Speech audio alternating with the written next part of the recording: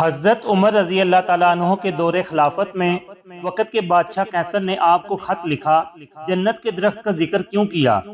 قیصر بادشاہ کس نسل سے تھا اور عیسائیوں کے بادشاہ کو قیصر کا لقب کیوں دیا گیا؟ حضرت عیسیٰ کی پیدائش کے وقت بادشاہ قیصر کا اصل نام کیا تھا؟ اہل عرب رومیوں کو بنی اصغر کیوں کہتے ہیں؟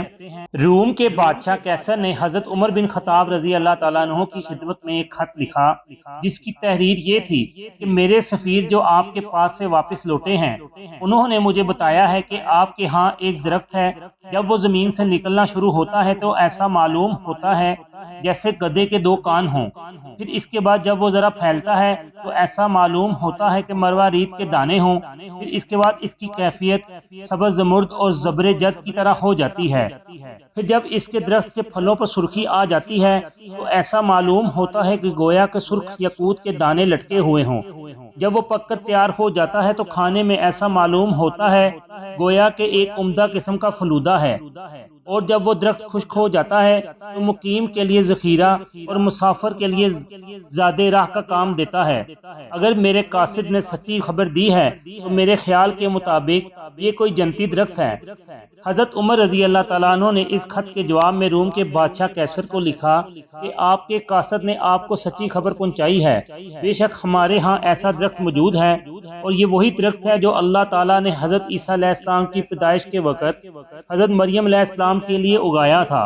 اے قیصر، تم اللہ سے ڈرو اور اللہ کو چھوڑ کر حضرت عیسیٰ علیہ السلام کو معبود مت بناؤ۔ اور اس کے بعد قرآن کی آیت نقل کی۔ علامہ دمیری رحمت اللہ علیہ فرماتے ہیں قیصر افریقی لفظ ہے جس کے معنی چیر کر نکالنا ہے۔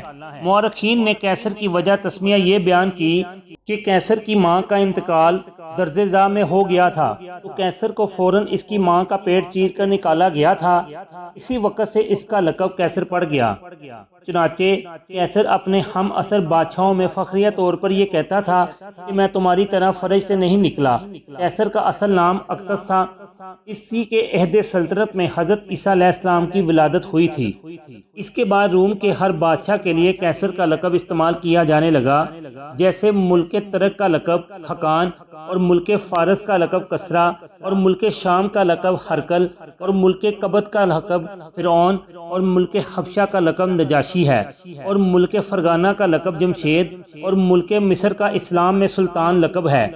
خلقان کہتے ہیں کہ یہاں ایک نقطہ قابل غور ہے کہ اہل عرب رومیوں کو بنو اصغر کیوں کہتے ہیں۔ کہا جاتا ہے کہ قدیم زمانے میں ایک مرتبہ روم میں آگ لگ گئی تھی جس کی وجہ سے شاہی خاندان کے تمام افراد جل گئے تھے، ان میں صرف ایک عورت زندہ بچی تھی۔ بادشاہ کے متعلق لوگوں میں تنازع پیدا ہو گیا، یہاں تک کہ آپس میں فیصلہ ہوا کہ صبح کو جو شخص سب سے پہلے شہر میں داخل ہوگا اسے بادشاہ بنا لیا جائے گا۔ مشاورت کے لیے ایک مجلس کا اہتمام کیا گیا۔ اہل یمن کا ایک آدمی جس کے ہمراہ حبشی غلام بھی تھا روم کی طرف آ رہے تھے۔ غلام اپنے آقا سے پہلے شہر کے دروازے پر پہنچ گیا، چنانچہ اہل مجلس نے کہا کہ تم کتنے خوش نصیب ہو، اس غلام کو بادشاہ بنا دیا گیا اور باقی بچنے والی عورت سے اس کا نکاح کروا دیا گیا۔ اس کے بعد ان کے یہاں ایک لڑکا پیدا ہوا جس کا نام اصغر رکھ دیا گیا۔ بچے کا نام اصغر اس لیے رکھا گیا کہ کالے اور گورے نطفوں کے اختلاط سے بچے کا رنگ زرد تھا۔ پھر اس کے بعد ان سے جو نسل چلی وہ سب بنی اصغر کہلانے لگے۔ کچھ عرصہ بعد اس غلام کا آقا بھی وہاں آ گیا اور اس سے حکومت کے متعلق جھگڑنے لگا اور کہنے لگا یہ میرا وہ غلام ہے جو فرار ہو گیا تھا۔ غلام نے کہا کہ اس نے سچ کہا ہے، میں اس کا غلام ہوں۔ غلام نے اپنے آقا کو کچھ رقم دے کر راضی کر لیا۔ اللہ تعالیٰ کمی بیشی معاف فرمائے۔